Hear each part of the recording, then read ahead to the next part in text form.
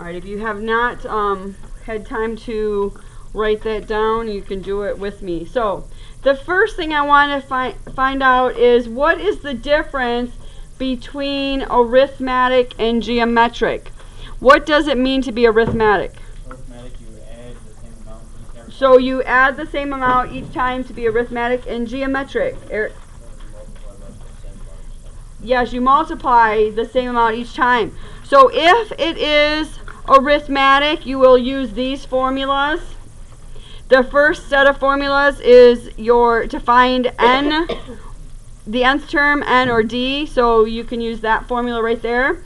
To find your geometric, you would use this one, and underneath it tells you what each one represents. If you are in a series, and remember, sequences is a list of terms. A series is when you add up the sum, and we have these. If it's arithmetic, we use those. If it's geometric, we're going to use that formula. All right, so we have 3, 15, 75, 1,875. You guys all had a chance to think about it. Is this arithmetic, geometric, or neither? What do you guys think? You guys think it's geometric, okay? You want to make sure, you always want to check to make sure it's geometric all the way through. So the first thing in your calculators, I want you to put a 3 and push enter. If it was geometric, what would we multiply each time by? 5. So I would go times 5, push enter. That clearly gives me the 15. Push enter, that gives me my 75. 375, and then 1875. So because I got all of these terms, you are correct, it is geometric. I am going to write the term that's missing though right there for future for a second. Now, so this is geometric. It says if it's arithmetic or geometric, evaluate. The word evaluate is to literally find the sum. Alright, so it wants us to find the sum of this. Clearly, we could go and we could add in our calculators 3 plus 15 plus 75 plus 375 plus 1,875 and get a term, or get a number. But it says here, if it is geometric, we can find the sum by this formula right here. And what everything means is also up here if you need to know. So it says S sub n is equal to, so the sum of that equals G1. What does G1 mean? First term. First term is 3.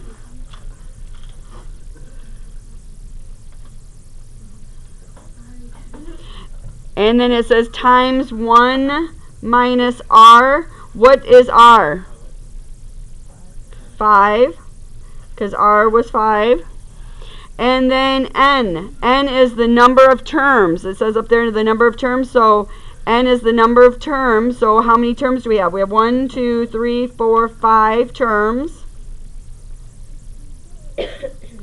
And we have 1 minus r. So we have 1 minus r, which again, r is what we multiply each time, the constant multiplier, which also was 5. So let's throw this into our calculator.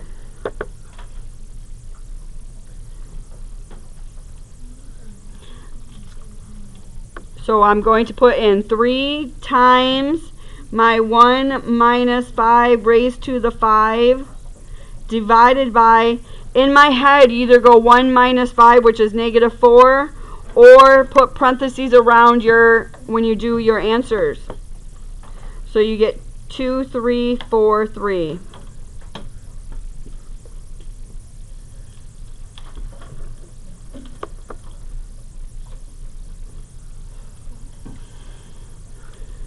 Alright, B, the second one, we have 3, 6, 9, 14, ...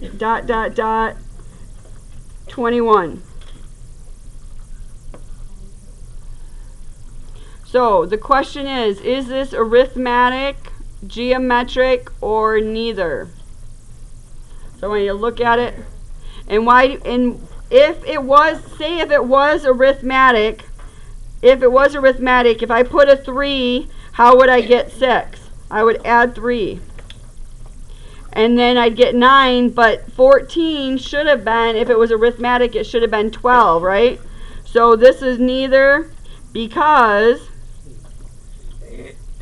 14 does not equal 12. And there's no way we can multiply to get the next either. So it's neither.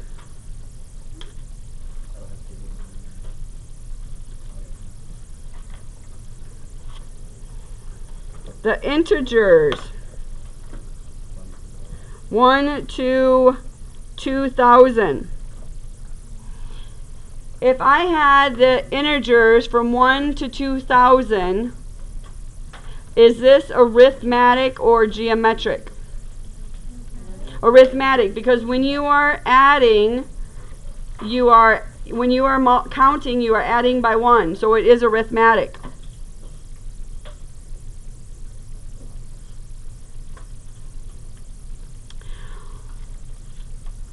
When Gauss was 8 years old, he was in the 3rd grade, he was sitting in the classroom and the classroom misbehaved. So the teacher decided to punish the children by making them add up all the numbers from 1 to 1,000.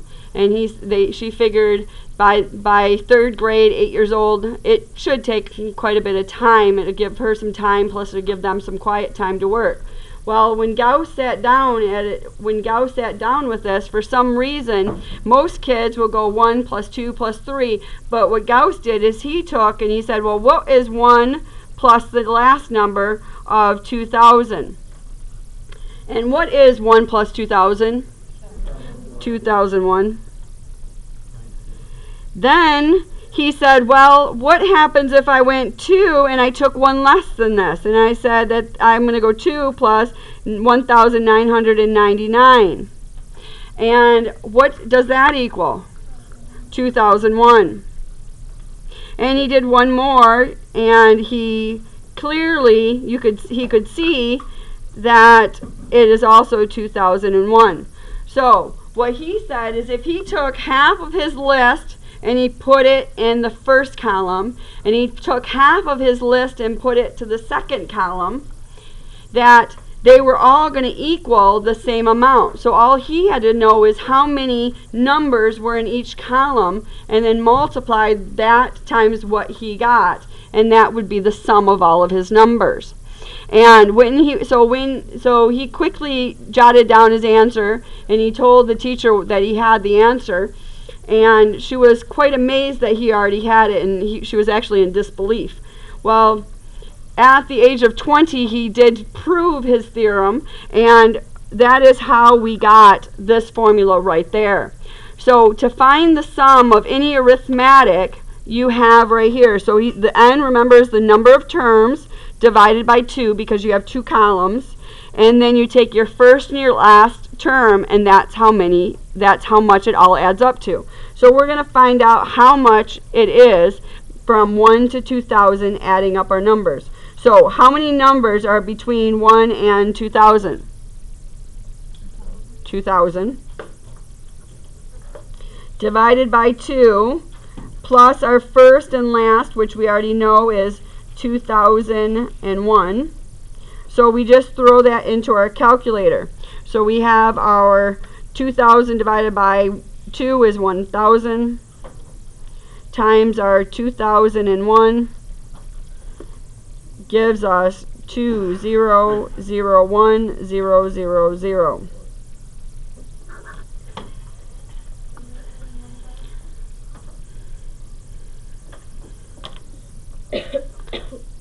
So anytime you are arithmetic, you would use this formula to find the sum of anything. If it says evaluate the series, that means to find the sum of those numbers.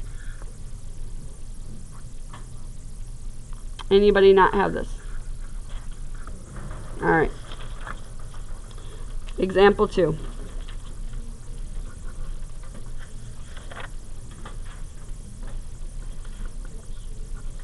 Find the sum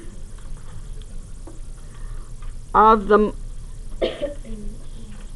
the multiples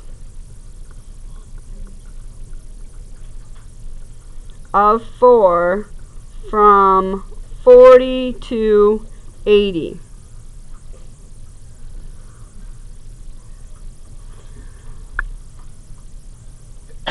Bless you. So first of all, what does it mean to be multiples of 4? 4 goes into it. So we're really counting by 4s from 40 to 80. So in your calculator, you can go and say 40, enter, plus 4. It's 44, so that's 1, 2, 3, 4, 5, 6, 7, 8, 9, 10, 11, 11 there's 11 numbers. Now, you can clearly do that on every single one. And this is arithmetic, so you can clearly go and count how many terms there are to find out what n is. It's good to be able to do it algebraically also. So, algebraically, what you would do is you would use, it says, to find the nth term, n or d, you can use this formula right here. So that's the formula I'm going to use to show you how we can find n algebraically. So we have a sub n is equal to a1 plus your n minus 1 times d. What is a sub n? What does that stand for? The nth term, the last term, so that's 80, is equal to your first term plus your n minus 1, because we don't know what n is, and d is our constant difference of 4. If I'm solving for n, what is my first step? Subtract 40. So I subtract 40. So I have 40 is equal to 4n minus 1. And I have parentheses around that n minus 1. What's my next step? I would divide by 4, but if you wanted to distribute, you're going to get the same exact answer. But personally, I would divide by 4 first, just so that it cuts out the one step. So we have 10 is equal to n minus 1. And then I would simply add 1 to each side. So n is 11. Yes? Well, because how did I find this 11? By doing what? Nope. Well, who can tell me how I found 11 the first time? I added 4 each time. So in my calculator, I went through and I counted how many times there were. So I said, you can do that. You can count each one and find out how many terms there are, or you can do it algebraically. So the biggest thing is you have to be able to determine, is it worth me counting up how many terms there are? If you have 1,000, I don't know. Or should I use it algebraically? All right. So, ladies and gentlemen, eyes and ears. So, remember our purpose was to be able to use Gauss's formula, which is S sub n is equal to your n divided by 2 times your a sub 1 plus your a sub n.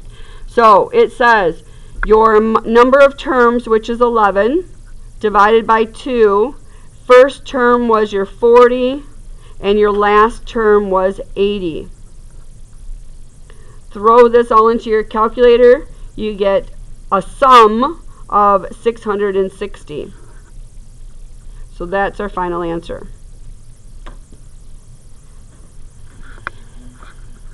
Now again, you always, to find n, you can always count them.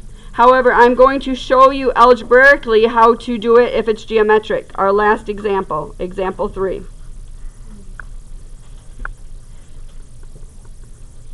Find n algebraically.